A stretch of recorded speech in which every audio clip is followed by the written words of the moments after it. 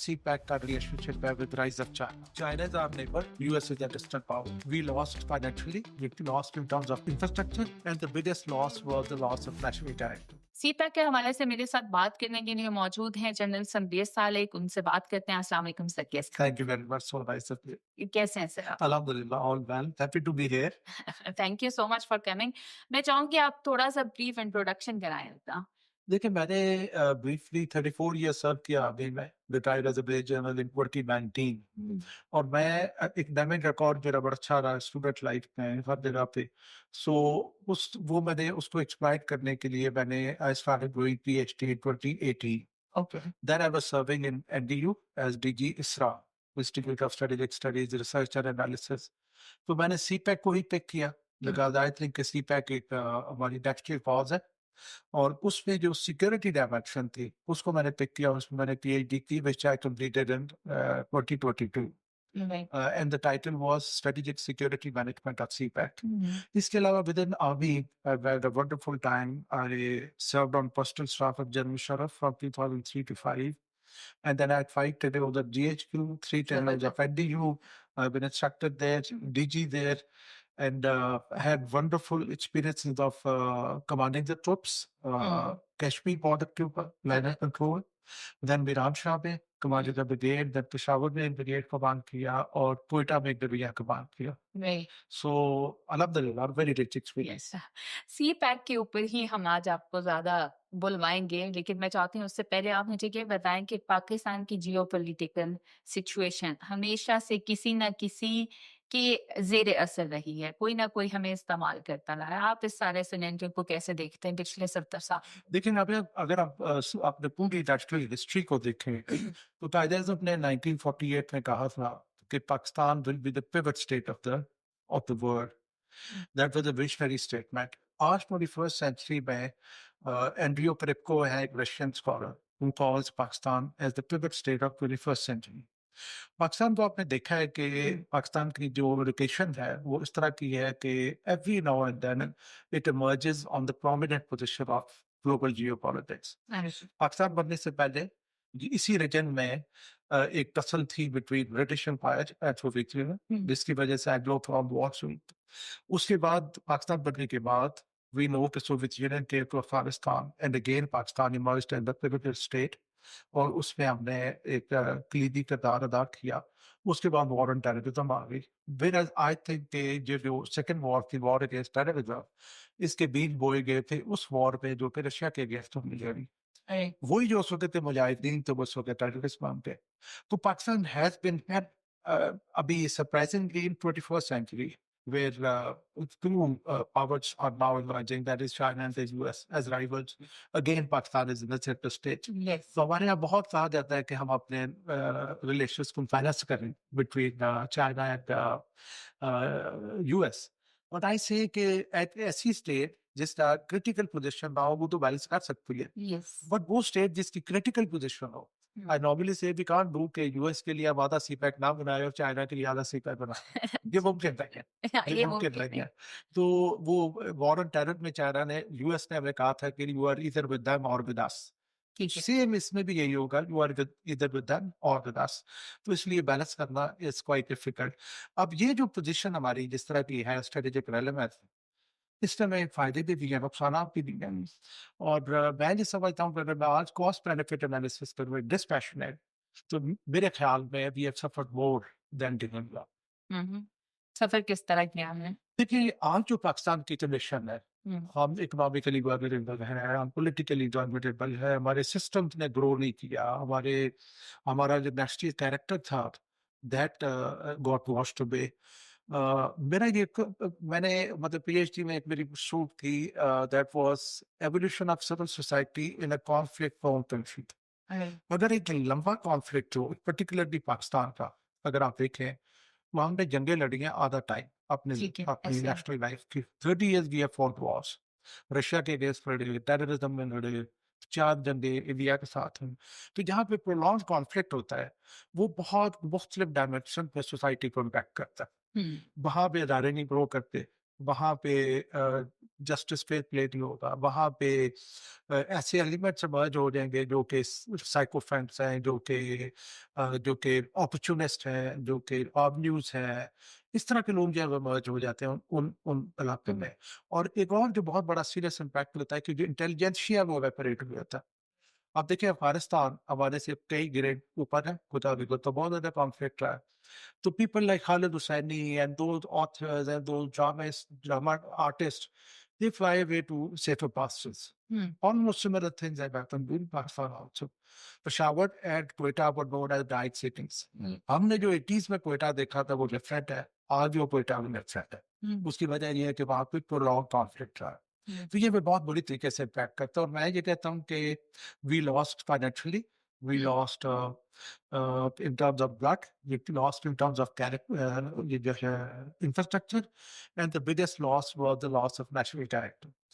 So, as we say in case of a human being, that if wealth is lost, is nothing is lost, health is lost, something is lost, character is lost, everything is lost. So, we lost our national character. This is the price that we have paid for the wars that we have fought for external powers. For external powers जो हमने Wars जो हैं उनकी price पे की। सी pack पे आते हैं, क्या ये सिर्फ चीन ने पाकिस्तान को अपनी मईशत की तरक्की के लिए इस्तेमाल किया है या इसमें पाकिस्तान की भी कुछ फायदे थे? और पाकिस्तान ने जो सी पैक का इतना पुरजोशी से इस्तकबाल किया, इसके पीछे क्या विजन क्या था, क्या रीजंस थी इसके ऊपर? देखिए पहले मैं पाकिस्तान की बात करूंगा। पाकिस्तान जब देखें, अगर हम ये एग्री करते हैं कि हम 77 ईयर्स हम एक ऐसे रास्ते पे रहे हैं जिसमें लड़ाई इन्वॉल्व थी, डिस्ट्रक्शन इन्वॉल्व थी, ब्लडशेड इन्वॉल्व था, मेहम इन्वॉल्व था। अब सीपैक आपको एक नया रास्ता दे रहा है, प्रोवाइड कर रहा है, जिसमें ग्रोथ एंड डेवलपमेंट होगी, जिसमें कॉपरेशन होगी इंस्टेड ऑफ कॉन्फ्लिक्ट। अभी अफगानिस्तान की जो रेलेवेंस इमर्ज हो रही है जिसमें कहा जा रहा है वो भी सीपैक ऐसा होगा, तो कॉन्फ्लिक्ट की बजाय कॉपरेशन होगी। तो मैं हमेशा कहता हूँ कि वो जो रास्ता जिसपे आप पहले थे, अगर मैं ये हाइपोथेटिकली कहूँ कि आप सीपैक के रास्ते पे जीरो गेन कर रहे हैं, फिर भी आप 40% सेव कर रहे हैं, जो आप लूज कर रहे हैं उस रास्ते पे जो कि जिसपे आप पहले चल रहे थे। ठीक, जो बात का रास्ता। To begin with, CPAC is a way different route as compared to the one जिस पे हम पहले चल रहे थे। अभी coming to China, चाइना पे देखें, चाइना का there are authors, I can quote them, जो कहते हैं कि प्रेजेंट ज्योग्राफी में चाइना सुपर पावर नहीं बन सकता। उसके पीछे लॉजिक ये है कि चाइना की एक तरफ ओशियन है और दूसरी तरफ लैंड है, जो वेस्टर्न जो जाता है। ओशियन जो है वो उसका जो रूट है that passes through strait of Malacca, और उसको वो कहते हैं मलाक्का डायलेमा। कि जो रूट्स हैं, ट्रेड रूट्स हैं which passing through strait of Malacca, 12 kilometre की वाइड वो स्ट्रिप है। Those are long, circuitous, time consuming, cost intensive, and सबसे बड़ी बात है वही करना कि वो दरवाजा आप किसी वक्त भी चाइना के रेगुलर उसको बात कर सकते हैं। So this is a logic based on which those authors like George Friedman and Robert D. Kaplan, they say कि present geography में चाइना सुपर पावर नहीं बन सकता। Now देखिए geography तो exist कर रही है for centuries. It is not something new which has come out. मैं KKH को कहता होता हूँ कि it is pre-leukocyte factor. उस वक्त भी चाइना ने रियलाइज किया कि मेरी geographic limitations है। श्विन लाई ने इसको कहा था जो मलाक्का डायलेमा। तो उन्होंने एक रोड कंस्ट्रक्ट की to get another opening which is towards the Indian Ocean. So मैं ये समझता हूँ कि चाइना की स्ट्रेटेजिक गेम है सी बैक पे। China may not be doing the favor to Pakistan, उसके अपने इंटरेस्ट है। सबसे बड़ी मोटिवेशन ये है कि उसने मलाक्का डायलेमा को एड्रेस करना है और उसको एक और सेकंड डोर प्रोवाइड कर रहा है सी पैक, जिसको कहते हैं कि China is being converted from one ocean country to two ocean country, which is a huge gain, which is a huge gain. और उसके अलावा ये कि जो वेस्टर्न रीजन है चाइना का जो डेवलपमेंट प्लान था उसमें यह था कि पहले उन्होंने ईस्टर्न रीजन्स को डेवलप किया, फिर उन्होंने सदर्न रीजन्स को डेवलप किया, अब उनका प्लान है to develop their western regions which is Xinjiang. और सिंकियांग की डेवलपमेंट के लिए CPEC is critical for that. और जैसे मैंने पहले कहा कि इवन सी पैक का रिलेशनशिप है with rise of China. So this is the whole matrix जो मैं समझता हूँ मुझे समझने की जरूरत है। हमें समझने की ज़रूरत है, लेकिन पाकिस्तान ने जब वो ज्वाइन किया, पाकिस्तान के अपने माशी और सियासी हालात कैसे थे कि पाकिस्तान ने इतना पुरजोशी से वेलकम किया? क्या पाकिस्तान को नज़र नहीं आ रहा था कि हमारे जो सियासी कॉन्फ्लिक्ट्स हैं, हमारे माशी हालात ऐसे नहीं हैं कि हम इतने बड़े मेगा प्रोजेक्ट को इस तरह से वेलकम कर सकें और उसके ऊपर पाकिस्तान ने फिर कर्ज़े भी उठा लिए?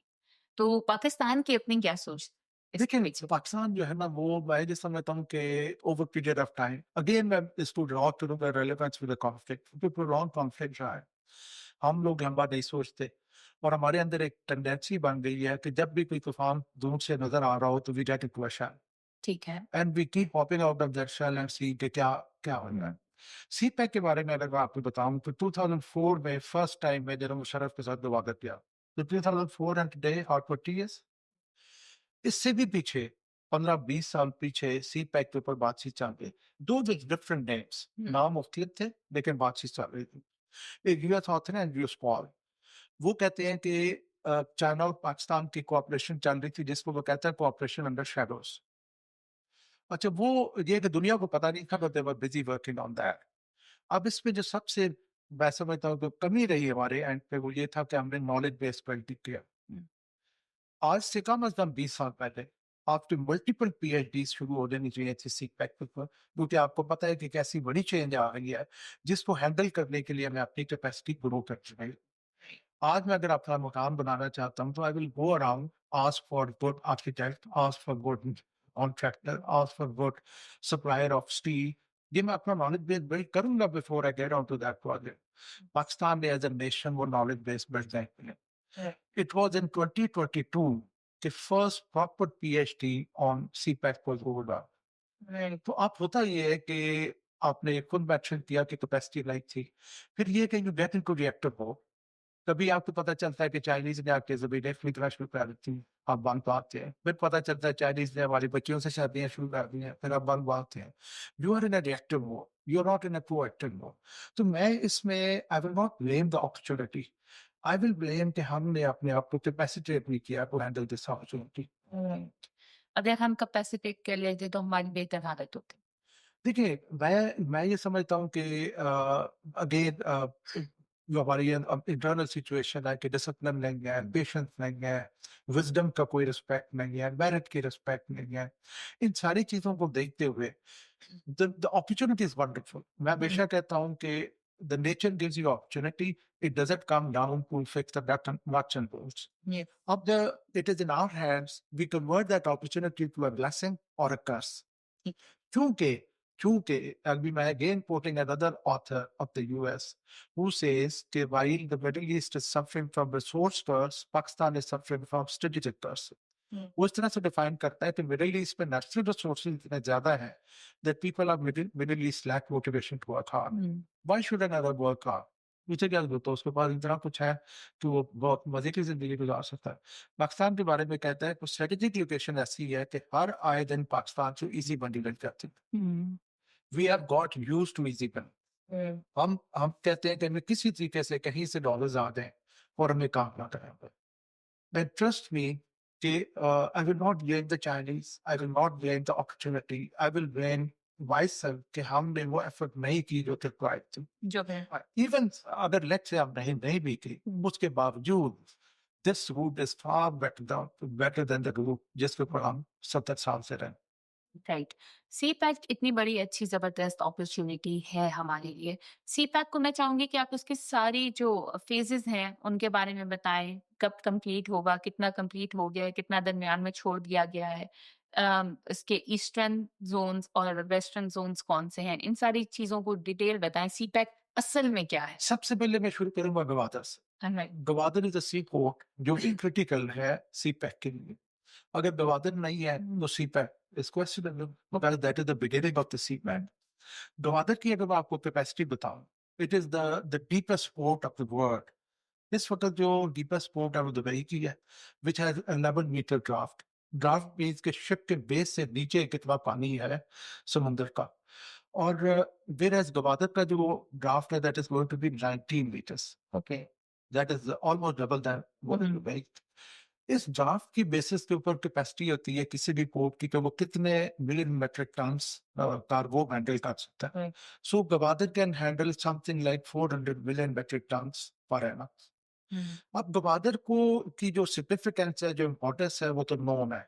वी नो के पाकिस्तान ने ये ओमान से ये खरीदी थी दैट इज नोन। लेकिन गवादर को हम उस तरीके से बिल्ड नहीं कर सके। For till very late it was a shipping village अब जाके आपने उस पे काम शुरू किया, 2004 में इसकी इनॉग्रेशन हुई, 20 साल गुज़र गए। पहले हमने इसको दिया सिंगापुर डेवलपमेंट अथॉरिटी को फॉर वर्क, वो they failed and in those days I visited Singapore and they said कि जब आपने आर्टरीज़ नहीं डेवलप की, रोड्स नहीं डेवलप की to link Gwadar with the mainland, तो मैं गवादर को डेवलप करके क्या करूँ? Exactly. Then it was given to China. China का भी हो गया। लेकिन आयरनी ये है कि जिन रास्तों से उसने गुज़रना है, इस वक़्त भी गवादर से अगर आप ये शिप ऑफ-लोड करते हैं और कराची ले जाके उसको नॉर्थ में लेके आते हैं, as compare to a ship offloading at Karachi, Gwadar वाला शिप इस वक़्त भी चीपर पड़ता है। ओके। हालाँकि उसे ट्रैवल करना पड़ता है 700-800 kilometres on the coastal highway. So Gwadar को हमने बिल्ड नहीं किया और उसकी वजह ये थी कि अमेरिका गवादर के खिलाफ, इंडिया गवादर के खिलाफ, यूएई गवादर के खिलाफ, ईरान गवादर के खिलाफ, एमक्यूएम गवादर के खिलाफ। हमेशा से एमक्यूएम ने पोर्ट एंड शिपिंग अथॉरिटी अपने पास रखी है ताकि वो कराची में मोनोपोली रख सके। Now coming to the second part, दो मेन रूट हैं, western route and eastern route. Western route में चैलेंजेस हैं, लेकिन उसके साथ बेनिफिट्स भी है। और वो कौन-से हैं वैसे? वेस्टर्न रूट ये है कि आपका ये जो गोइंग फ्रॉम केपी ये जो आपकी सीपेक रोड बनी है, going to yes. DI Khan and then to Zhob and then to Quetta and from Quetta to Khuzdar and then to दोबातर। ओह! सो सीपेक का जो एक बहुत बड़ा एडवांटेज पाकिस्तान को होगा कि पाकिस्तान के जो अंडर डेवलप्ड एरियाज है वो डेवलप होंगे। ठीक, वो उसी सूरत में हो सकते हैं अगर वो रूट आप अडॉप्ट करें जिसके ऊपर अंडर डेवलप्ड एरिया, तो वेस्टर्न रूट के ऊपर अंडर डेवलप्ड एरियाज है, ये हमारा डीआई खान हो गया, डोब हो गया, ये सारी areas yes. they don't get it. Whereas eastern route that passes through Punjab, हुँ। वो जो है उस साइड पे डेवलप एरिया था। इस वक्त चैलेंजेस ये हैं कि ईस्टर्न रूट पे सिक्योरिटी चैलेंजेस कम है, वेस्टर्न रूट पे सिक्योरिटी चैलेंजेस ज्यादा है। सो किसी भी बिजनेस में no risk no gain, bigger the risk bigger the gain, तो मैं समझता हूँ वेस्टर्न रूट को हमें प्रायोरिटी देनी चाहिए to develop our under developed area. The third part which is के फेजेस। सो फेज 1 में तो सीपैक में कोशिश की गई कि जो एनर्जी एंड इंफ्रास्ट्रक्चर शॉर्टफॉल्स है उन पर टेस्ट किया जाए, क्योंकि दोज आर क्रिटिकल। जब तक इलेक्ट्रिसिटी नहीं होगी आप नहीं कर सकते, नहीं कर सकते, कोई नहीं कर और रोड्स नहीं होंगी, इंफ्रास्ट्रक्चर नहीं होगा, वो नहीं आप कर सकते हैं। इनको एड्रेस करने की कोशिश की गई। फेज 2 में आपके आने थे एससीजीज जो है स्पेशल इकोनॉमिक जोन्स, वो आपके बनने थे, जो कि मैं समझता हूँ कि हमारे इंटरनल डायनामिक्स की वजह से कुछ कोविड ने 2-3 साल चीज़ों को लेट किया, कुछ हमारी गवर्नमेंट चेंज होती रही, कुछ हमारे जो है वो लॉ एंड ऑर्डर की प्रॉब्लम्स रही। तो ये सारी चीज़ें देखते हुए CPEC is behind schedule by minimum 5 to 7 years. और फेज़ 3 में फर्दर उसका जो कंसोलिडेशन है, तो मैं ये समझता हूँ कि डिले हुई है ज़रूर चीज़ें, लेकिन एवरी टाइम यू सी कि things come to the track, then they again go back, they come to the track. और सबसे बड़ा जो इश्यू है इसमें, वो ये है कि clarity which is needed in Pakistan, that which strategic direction we want to take. Do we want to continue with the west और we want to change our strategic direction? इसमें मैं समझता हूँ कि हेज़ रही है और कन्फ्यूजन रही है। इस वजह से सीपैक भी जो है वो अफ़ेक्ट होता है। एग्ज़ैक्टली। ओके। तो सीपैक का आपने बताया जो भी इसका इंफ्रास्ट्रक्चर है किस तरह ऑलमोस्ट तकरीबन पूरे ही मुल्क को टच करेगा, लेकिन इसके बारे में एक बहुत ही आम राय ये है कि इससे सिर्फ ज्यादा जो फायदा है वो पंजाब को और मरकजी इलाकों को मिलेगा। जो इसकी डिस्ट्रिक्ट स्ट्रैटेजिक प्लानिंग है, क्या वो इस तरह से है कि उसका फायदा जो है वो पंजाब को और मरकजी इलाकों को मिलेगा और बलूचिस्तान पीछे रह जाएगा? देखिए नहीं ऐसा नहीं है, क्योंकि Balochistan is the main pivotal है वो as far as CPEC is concerned. How we know dimension, the geographic expanse of Balochistan, then Gwadar lies in Balochistan. तो उसमें तो डेफिनेटली बलूचिस्तान को बहुत बड़ा फायदा होगा। और बलूचिस्तान में फिर भारत की भी इतनी ज़्यादा जो है मुदाखलत है किसी न किसी तरीके से कि वो वहाँ पे कुछ डेवलपमेंट होने ही नहीं देता। क्या आपको लगता है कि भारत की इंटरफेरेंस की वजह से बलूचिस्तान को खुद थोड़ा-सा पीछे रखा गया या कोई और मकासद थे? देखिए मैं ये समझता हूँ कि एक मैं पहले इससे पहले एक और चीज़ का ज़िक्र करना चाहूँगा कि मैंने जो मेरा पीएचडी का मकसद था, that was to identify threats to CPEC. Okay. क्योंकि कोई भी इस तरह का प्रोजेक्ट जो है वो अनकंटेस्टेड नहीं जाता। और जब भी कुछ चीजें आ रही होती है तो there are enabling forces and there are restraining forces. Enabling forces चाहती हैं कि वो चेंज आई जाए, रिस्ट्रेनिंग फोर्सेस कहती हैं कि चेंज ना लाए। जी। नाउ वी नो कि सीपैक के कॉन्टेस्ट में रिस्ट्रेनिंग फोर्सेस कौन सी? US is a restraining force that doesn't want China to rise. India is a restraining force. India doesn't want कि China rise करे या पाकिस्तान rise करे। ईरान में भी restraining force कि चाह बहार is a conflict. यूएई में भी restraining force पे बवादर का उनके ऊपर economic clash है। So ये वो restraining forces हैं जो नहीं चाहती। And even for that matter मैं ये भी कहूँगा कि सरदार of Balochistan may not be very very keen to have CPAC. Now इन चीजों को देखते हुए बलूचिस्तान जो particularly है उसके साथ मैं क्यों कहता हूँ कि भी अभी दम पे कि ब्रिटिश ने जो बलूचिस्तान को रूल किया था उसके दो कार्डिनल स्ट्रेटजीज थे।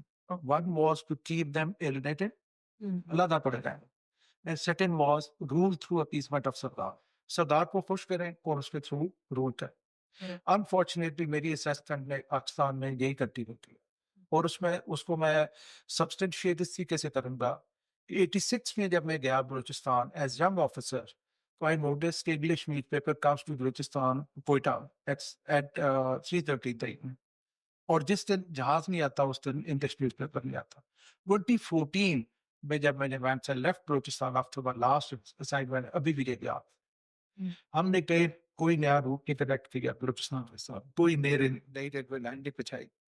It was back in 2007 or 8 कि बलूचिस्तान जो क्वेटा का एयरपोर्ट है became नाइट के ऊपर। उससे पहले दिन के अलावा वहां पे फ्लाइट नहीं जा सकते। It was in 2017 that we have Kartik Center in Quetta. So Quetta के साथ बलूचिस्तान को हमने ट्रीट किया है एज अ वेस्टलैंड। लेकिन जब हमारे न्यूक्लियर एक्सप्लोजन हुए, जब ये सी पैक की अपॉर्चुनिटी हमारी हुई तो हमें फिर रियलाइज हुआ कि सी बलूचिस्तान में बहुत इंपॉर्टेंट है पाकिस्तान के लिए। लेकिन जो हम इतने लंबे अरसे से बलूचिस्तान को एक I think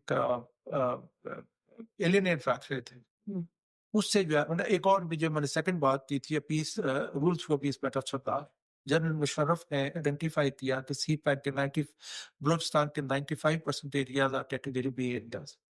category B area वो है जहाँ पर सरदार को होल्ड होता है, स्टेट सरदार को पैसे देती है, वो अपनी लेवीज क्रिएट करता है which is sort of a police and everything is run by the sardar himself. तो उन्होंने प्लान किया कि हम कैटेगरी बी को कैटेगरी ए में कन्वर्ट करेंगे where there is presence of state, revenue department हो, जुडिशरी हो, पुलिस हो, ये सारी चीजें मौजूद हों। He planned to convert 95% of category B area to category A area. The next very political government reversed this decision. So this is exactly, but I mean, this can be proven that we have followed the same strategies जो कि British ने की थी, जिसकी वजह से अब दूसरा ये होता है कि जो आपके एनिमीज होते हैं they are waiting for such opportunities. You have आप इस तरह के सीड्स लगाए जहाँ पे ये प्रॉब्लम्स होंगी, you are opening a door for external powers to come and exploit that object that तो क्या हालिया हुकूमत और हालिया जो इदारे हैं वो इस चीज की कोशिश कर रहे हैं कि बलूचिस्तान को हम वापस लेके आएं और साथ मिलके काम करें सिर्फ सीपैक के लिए? देखिए मैं ये समझता हूँ कि उस कंसर्न के साथ नहीं होगा। मैं आपको एक और फिगर दूंगा, 1947 से 2002 तक Balochistan was given 2 billion rupees for development. 47 से 2002 तक। 2002 जी 2002 से 2008 तक जनरल मुशर्रफ के टाइम पे Balochistan was given $400 billion rupees for development. But on ground क्या हुआ कि they were not spent on ground. They went to deep pockets.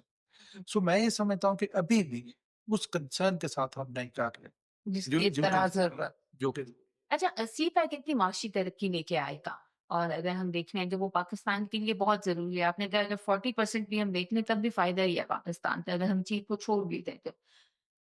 क्यों हालिया हुकूमतें जो गुज़श्ता हुकूमत गुज़री है उसने हमेशा के पॉलिटिसाइज़ नहीं होता रहा और इसके ऊपर कोई भी हुकूमत उस तरह लग के काम नहीं करती जिस तरह इसका हम फ्यूचर देख रहे हैं और हमें लगता है कि इससे हमारी ये जो इकोनॉमिक चेंज है वो बहुत बड़ा आएगा। तो हुकूमतें क्यों हमेशा जो है इसको साइड पे कर देती? देखिए मैं ये समझता हूँ कि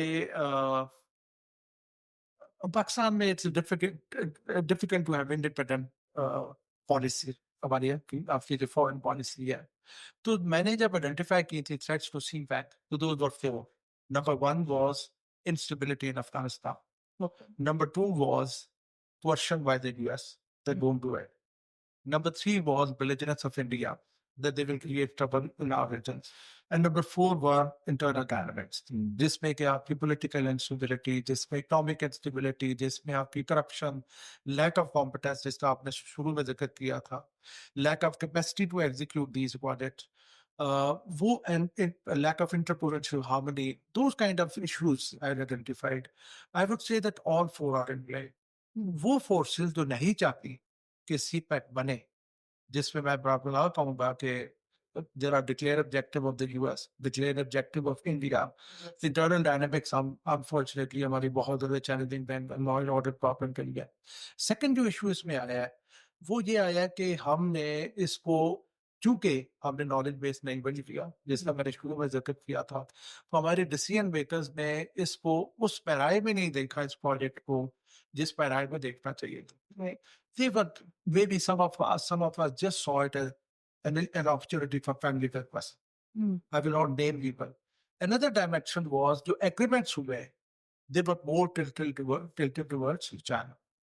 Again, the issue वही है knowledge base वाला. Once you are sitting across the table, having negotiations, आपने अगर अपना homework नहीं किया, तो दूसरा आपको exploit करेगा, चाहे वो China है, या US है, या कोई भी है. So we were exploited.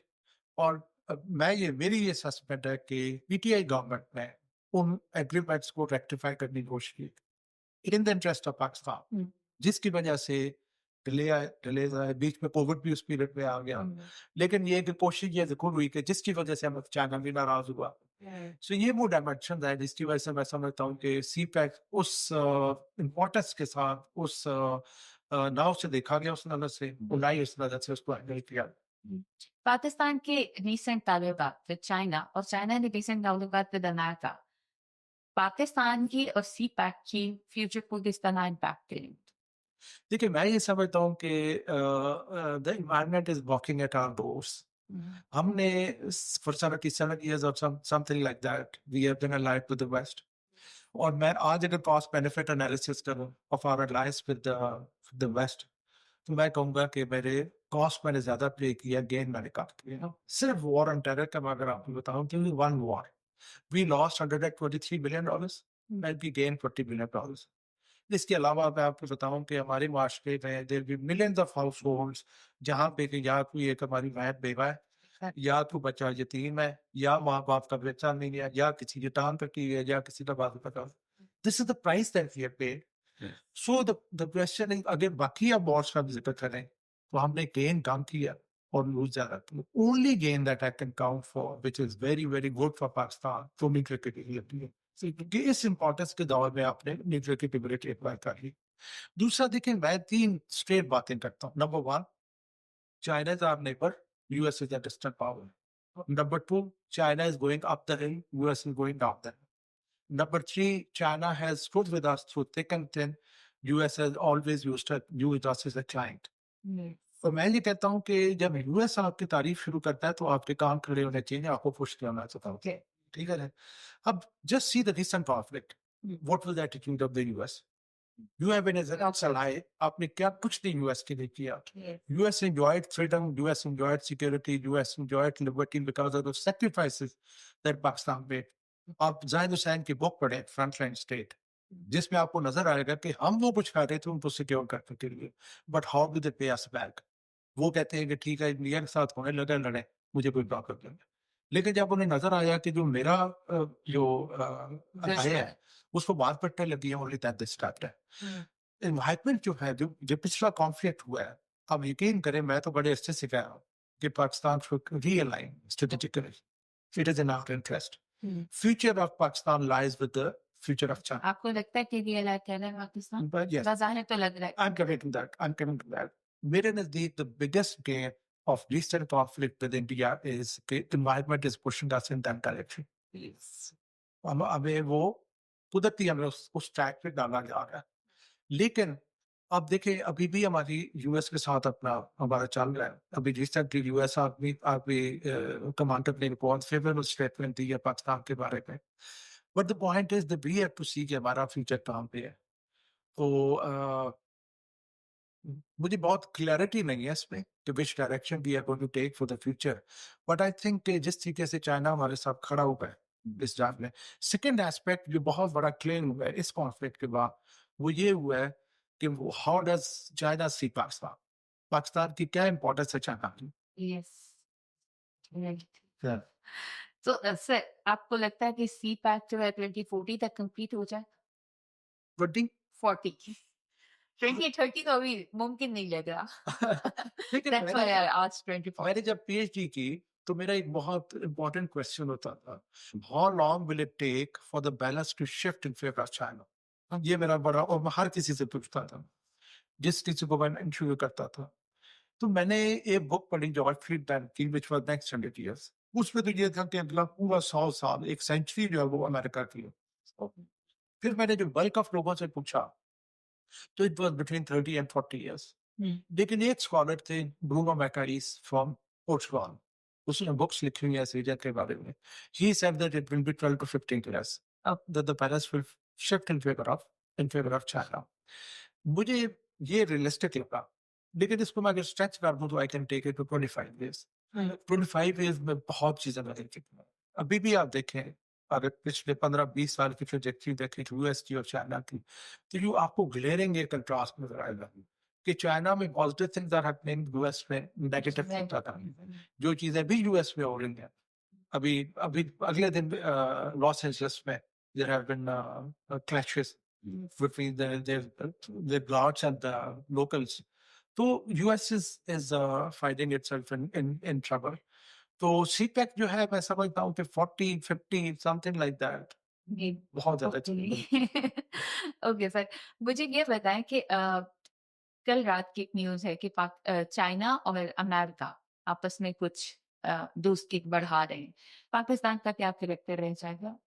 देखिए मैं ये समझता हूँ कि अमेरिका ने एक और मैं जिक्र करना चाहूंगा, एक ग्रीक स्कॉलर रहे हुए थुसिडाइडिस।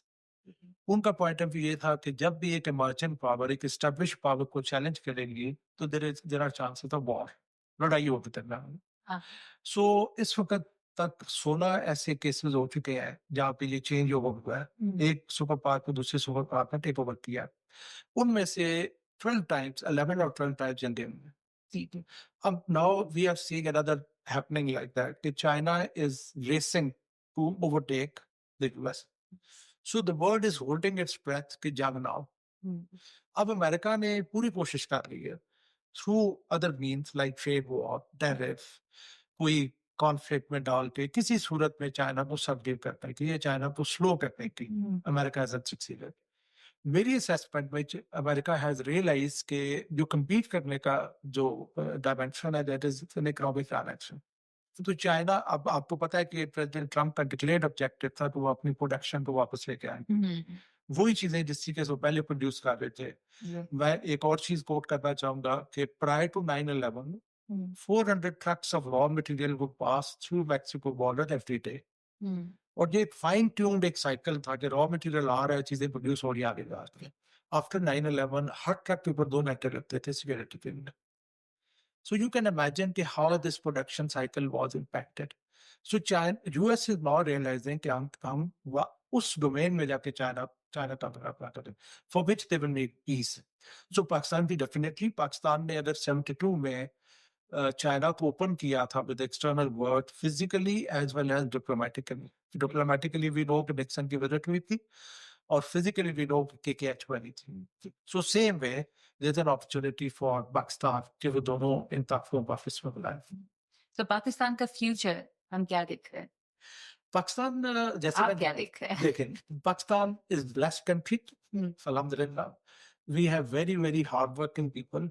सिर्फ हमें एक अच्छा लीडर चाहिए जो ये सोचे कि मैंने पाकिस्तान के लिए क्या बेहतर है, जो ये ना सोचे कि अमेरिका के लिए क्या बेहतर है या यूके के लिए क्या बेहतर है, ये यूरोपियन यूनियन के लिए क्या बेहतर है, वो ये सोचे कि हमारे पाकिस्तान के लिए बेहतर है। मैं वो अक्सर लीडर है हमारे दरमियान या हमें वो ढूँढना पड़ेगा? देखिए, मैं एक चीज़ कोट करना चाहूँगा, Sri Lanka is a third world country like us. हुँ, तो जब उन्होंने 27 साल जंग जीती, वो Rajapaksa was the president of Sri Lanka. तो दे क्लेम कि हमने राजा पक्से ने जो मॉडल दिया था, उसकी बेसिस पे हमने उन्हें जंग जीती। उस मॉडल का सेकंड प्रिंसिपल था जो कि Google, hmm, it says help the world will do what is right for our country. Hmm, So I'm wishing and craving for a leader in Pakistan who says that help with the world, I will do what is right for my country. So जब इस तरह के emphasis आ जाएंगे, इस independent foreign policy होगी, we will only think of Pakistan hmm, in all pursuits, जो कि कायद आज़म ने भी यही कहा था, the duty to the state comes first, then to your province, then to your tribe, your village and you yourself. हुँ। अगर हम इस प्रायोरिटी को ठीक कर लेंगे, तो मुझे कोई शक नहीं है कि Pakistan has a very, very bright future. आखिरी 2 सवाल, सबसे बड़ी कामयाबी सीपैक को लेके और सबसे बड़ी नाकाम? देखिए, ये सबसे बड़ी कामयाबी तो ये है कि हमने कुछ इकोनॉमिक ग्रोथ की। डेफिनिटली हमारे ऊपर इकोनॉमिक बर्डन्स भी आए हैं, लेकिन आप यकीन करें कि इस वक़्त भी आई थिंक जो वर्ल्ड का हमारा जो लोड है ना, जो डेट जो है, that is from the western parts, not from China. हुँ, और जो चैलेंजेस हैं व्हिच आई हैड फोरसीन, जो मेरा बेसिक पर्पस था, ये सीपैक से रिलेटेड चैलेंजेस, ये अनकंटेस्टेड नहीं जाएगा। हुँ, तो मैं ये समझता हूँ कि CPEC is again in the vortex, एक भंवर में फंसा हुआ है। और जो चैलेंजेस, मैं एक चीज कोट करना चाहूंगा कि डॉक्टर साहब ने कहा कि आपकी हेल्थ के साथ जो भी इशू हो after Covid, since Covid has passed, one of the factor will be Covid. Hmm, So I say anything happening bad with Pakistan today, one of the factor is CPAC. Okay. Because वो forces जो नहीं चाहती CPAC माने, वो they are involved in all kind of machinations, all kind of gains, all kind of maneuvering in order to ensure that Pakistan को इस रास्ते से हटाया। और हमारी नाकामी ये है कि हम बार-बार हट जाते हमारी नाकामी ये क्या? हम बार-बार हट जाते हैं अपने रास्ते से। 100%, 100% जब हमें हटाया जाता है तो बड़े आराम से हट आराम जाते से हम सकते हैं। That is very unfortunate. हैं। आखिर में आप कुछ कहना चाहेंगे? देखिए, मैं ये समझता हूँ कि losing CPEC, it is my considered opinion, और मैं इसको जस्टिफाई कर सकता हूँ with proper arguments. Losing CPEC will be a huge disservice to our future generations. क्योंकि मैं एक गैदरिंग में बैठा हुआ था, तो आप क्वेश्चन सेट कीजिए, अगर हमारी रेलेवेंस फाइटिंग की है, तो why not continue with that relevance? Hmm, So I said, what price you have paid for the past? Do you want the future generations also to pay the same price? Hmm, So ये fighting जो है, ये आपको कुछ नहीं देती। Temporary gains आपको दे देती है, long term आप you are devastated. Millions of houses, जैसा मैंने जिक्र किया, can we say कि our society can be a normal society? It is those houses are frustrated, educated, living in hardships. तो सीपैक मैं समझता हूँ कि हमें रिलेंटलेसली, जैसे जनरल ज़ियाउल हक ने न्यूक्लियर कैपेबिलिटी को परस्यू किया था हुँ। अगेंस्ट ऑल ऑड्स, हमें हमारी लीडरशिप को इस वक्त सीपैक को परस्यू करना चाहिए against all the odds. Right. Sir मेरा सवाल पहले वाला तो आखिरी था लेकिन एक और सवाल दिमाग में आ गया। आपको लगता है कि चाइना जो पाकिस्तान के हालात लग रहे हैं और एक तरफ ये बात बहुत ज़्यादा की भी गई है कि चाइना जो है ना वो अब सीपैक से थोड़ा-सा हट रहा है क्योंकि पाकिस्तान ने उसको कुछ इस तरह से इम्पोर्टेंस नहीं दी जिस तरह चाइना चाहता था। तो आपको लगता है कि चाइना हट जाएगा पीछे? चाइना का इंटरेस्ट कम हो जाएगा या चाइना का इंटरेस्ट वैसा ही रहेगा? Very good question. अगर ये आप सवाल करती ना ये जो पाकिस्तान इंडिया के कॉन्फ्लिक्ट से पहले, हुँ, तो मेरा रिस्पॉन्स शायद डिफरेंट होता। हुँ, लेकिन पाकिस्तान इंडिया कॉन्फ्लिक्ट में जिस तरीके से चाइना पाकिस्तान के पीछे आके खड़ा हुआ है, हुँ, मुझे मेरी ये परसेप्शन और भी रीइंफोर्स हुई है कि China can not go anywhere.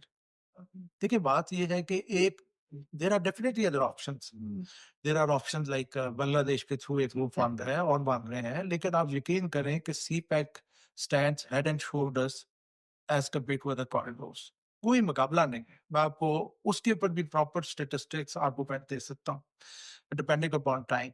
तो CPEC can China can go through Afghanistan, China can go through Iran, but एक चीज वो है, एक रूट वो है जिसको स्क्रैच से शुरू करना पड़ेगा। दूसरा रूट है, उस पर ऑलरेडी लिंकेज मौजूद है, टीटीएफ मौजूद है, उसको एक्सपैंड करता है, and it is one country that is Pakistan. Hmm, So the way China stood behind Pakistan, they reinforce in my perception that China cannot go away from CPEC. Thank you so much sir आपके time का। हम आपको दोबारा बुलाएंगे बलूचिस्तान के conflict पर। Right. So nice of you. Thank you, So nice. Thank you, thank you so much everyone. मिलते हैं दोबारा किसी ऐसे पॉडकास्ट में। अल्लाह हाफिज़।